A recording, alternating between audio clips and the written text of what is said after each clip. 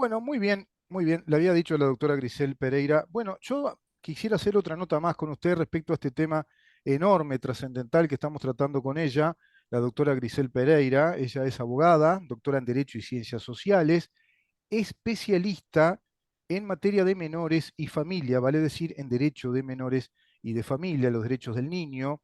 Ella ha publicado sendos trabajos, artículos, distintas categorías e índoles en distintos medios de prensa, es conferencista. Inclusive publica un trabajo, evidentemente un paper, un trabajo de valor académico, en una publicación que se llama Objeción de conciencia en el ámbito educativo. Este es un libro editado por Universidad de Montevideo. ¿Qué tratamos con la doctora Grisel Pereira? Aquellos que vieron ya el material en YouTube, en nuestro canal YouTube, bueno, yo les digo, bárbaro, buenísimo por ustedes porque están adentrándose en un tema muy importante, sobre todo los papás, las mamás, los abuelos, las abuelas, los tíos, bueno, ¿por qué no? De pronto, los bisabuelos también, ¿eh? Los tíos abuelos, la familia es muy grande y en muchos casos es así afortunadamente, en otros más pequeñas, a veces solo la abuelita que quedó a la educación de los nietos, a veces un papá, a veces una mamá.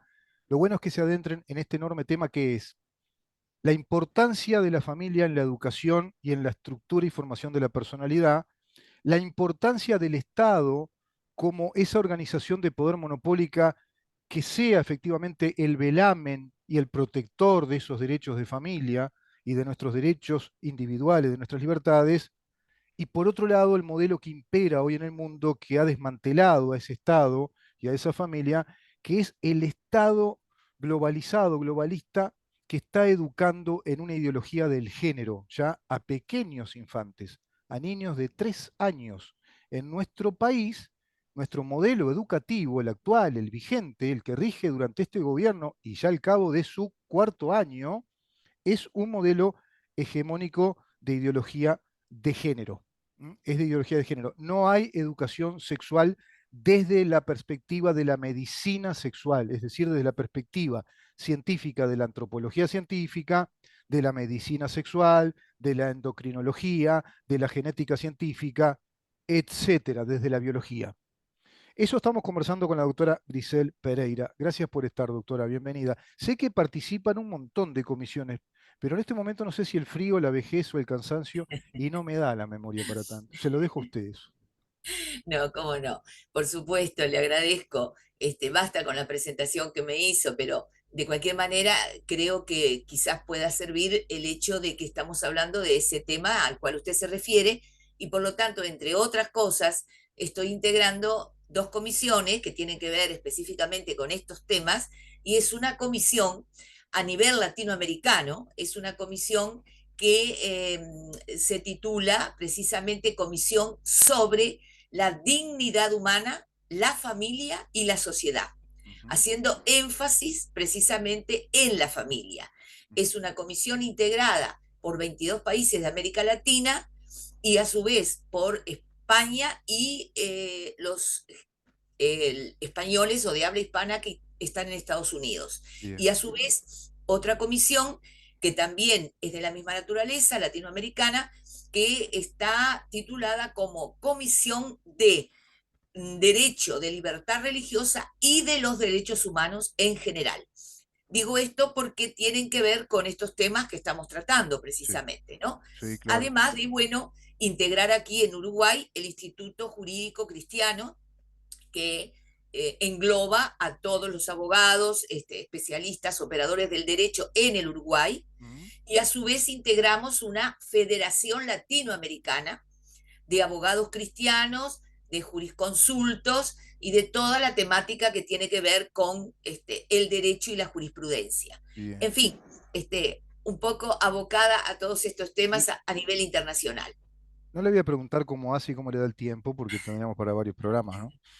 Pero Se hace, se tiene que hacer el tiempo, Rubén.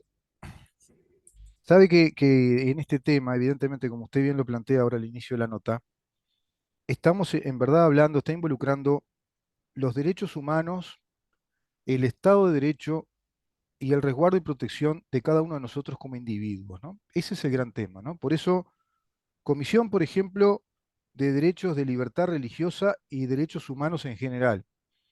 Podríamos decir también Comisión de Derechos, podría haber, de libertad política y derechos humanos en general, ¿no? Es decir, Sí, estamos hablando de la libertad, de las libertades. exacto, exacto. ¿Por qué estamos hablando de la libertad? Porque está conculcada.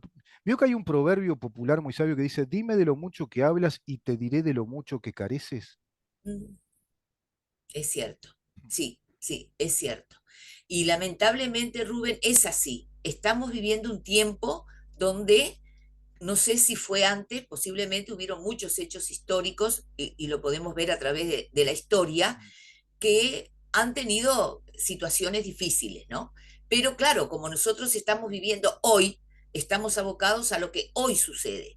Y hoy, sin duda, hay una violación de los derechos humanos, Sí, hay una violación del derecho de libertad, del derecho de libertad de expresión, del derecho de libertad de pensamiento, sí, del derecho de libertad de comunicación, del derecho de libertad religiosa, del derecho de realmente la libertad en su sentido amplio, como lo entendemos aquellos que, bueno, hemos estado estudiando muchos años lo que tiene que ver con este tema sí, del derecho, de las leyes, de las normativas y demás.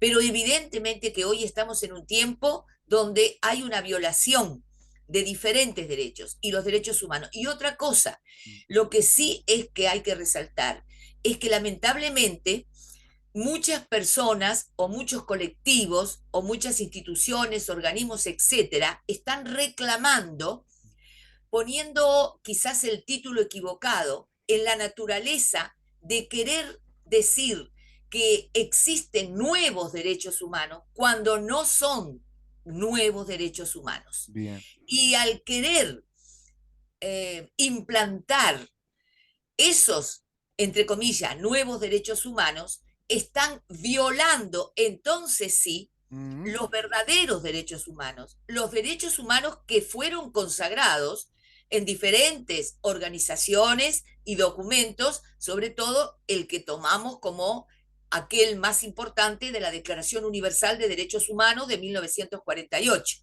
Y de ahí en adelante se han consagrado, mm, ¿verdad?, en diferentes organizaciones y los países han tomado en la firma de las convenciones internacionales que toman estos derechos humanos para respetar, que bien. hoy, reitero, Mm, no se están respetando muchos de estos derechos, como, por ejemplo, para decirle algo, mm. el derecho a la vida, nada más ni nada menos, Exacto, que no se exacto. está respetando.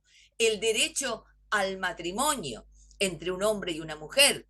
El derecho que tenemos todos a expresarnos libremente, lo que significa el derecho de libertad de expresión, Ujú, de comunicación, etcétera. Bueno, ujú.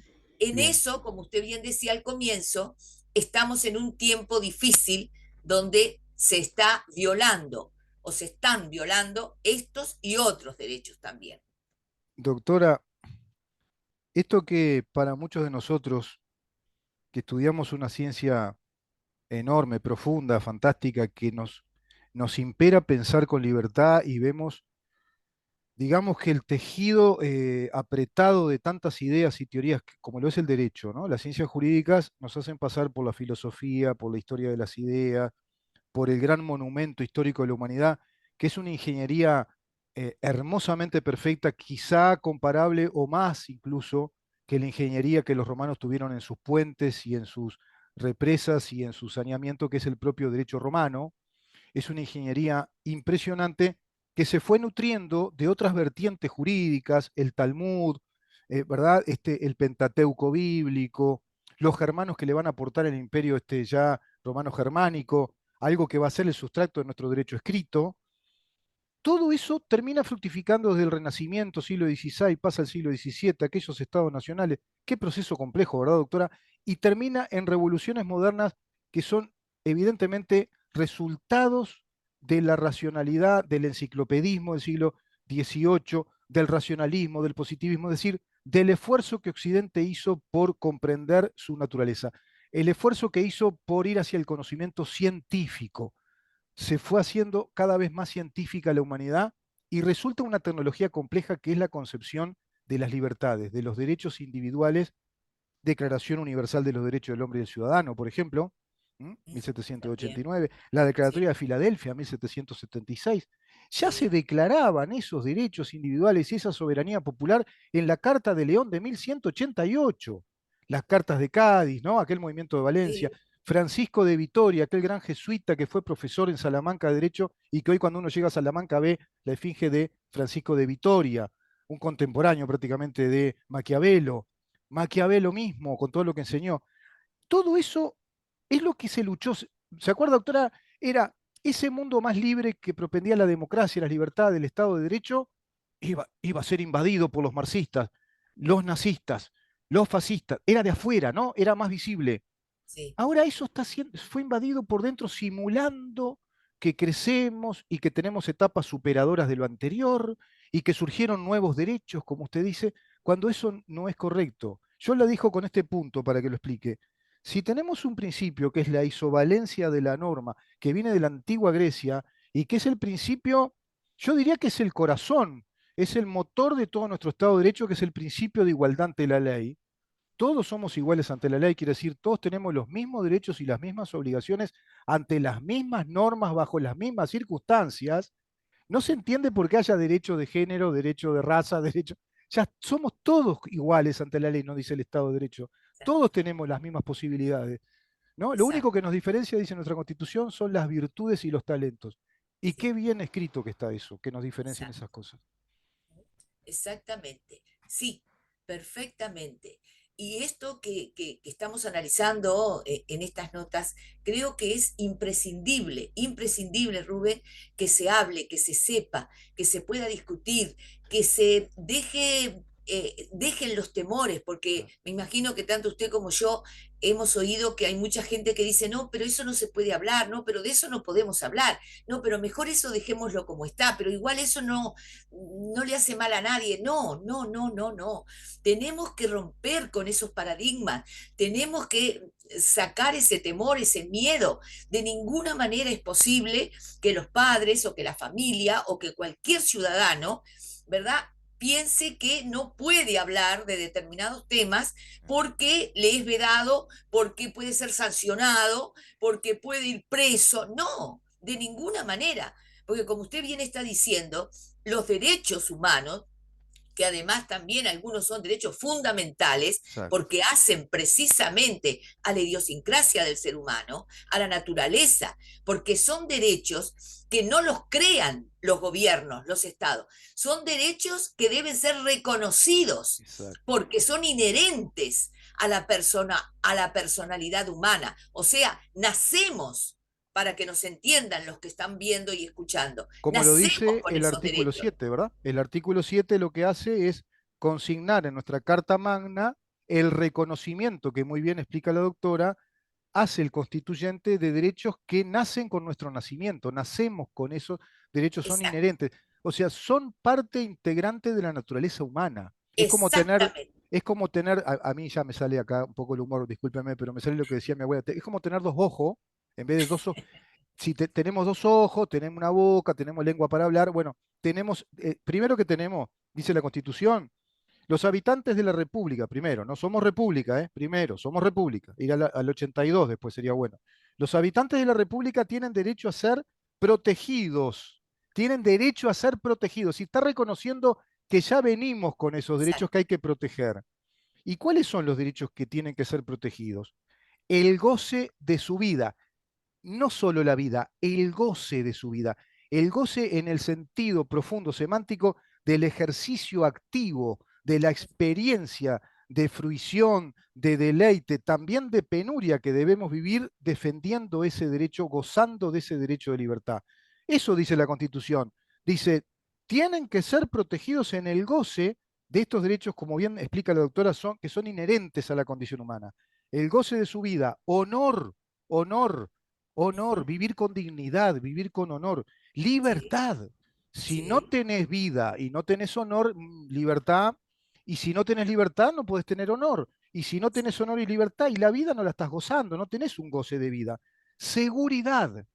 Si no tenemos seguridad, si cualquiera viene, nos copa la casa, hace lo que quiere, no hay juicio, no hay debido proceso, no hay garantía, ¿verdad, doctora?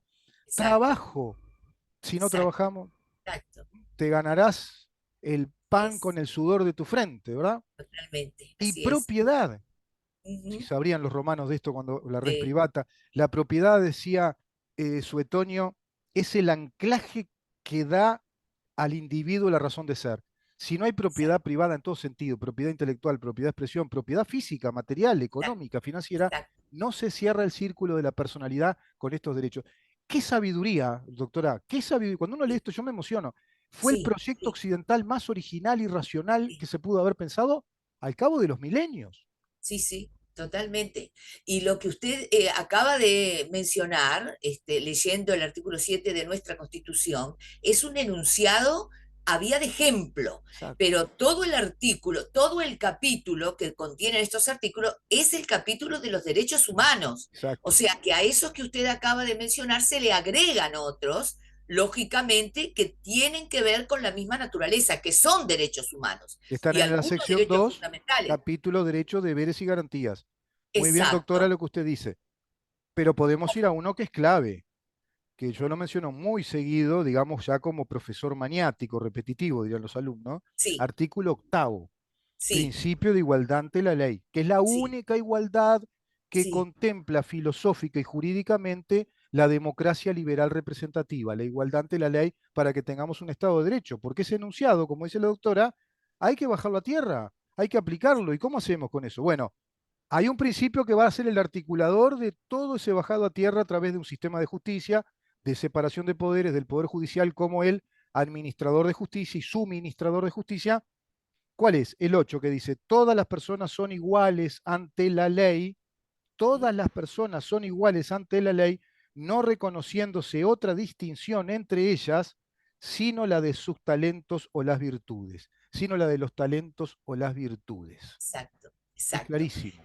Eso es bien claro. Y dentro de esos artículos que cita usted en la Constitución y que son, como reitero, los derechos humanos y derechos fundamentales algunos porque decimos son inherentes y son imprescriptibles, o sea, no prescriben, Exacto. no caducan, no tienen un fin nunca porque corresponden a la naturaleza de los derechos humanos y además le agregaría otra característica, son irrenunciables. Son O irrenunciables, le sea, iba a decir eso. Son no, innegociables, son irrenunciables. exacto, no pueden, no podemos como seres humanos renunciar a ellos. Se No. da cuenta de la importancia de lo que estamos hablando, Sí, sí, de sí. la importancia, pero permítame, porque obvio por el tiempo que tenemos, Mm. que se acorta, digo, en lo que No, pero hablamos. ¿sabe qué, doctora? ¿Podemos dejar que usted haga la reflexión hasta final? Hacemos un corte en el programa y venimos con una Sí, segunda parte para ah, explicarnos toda una excelente, ideología que contradice esto y que está en nuestra permítame, educación.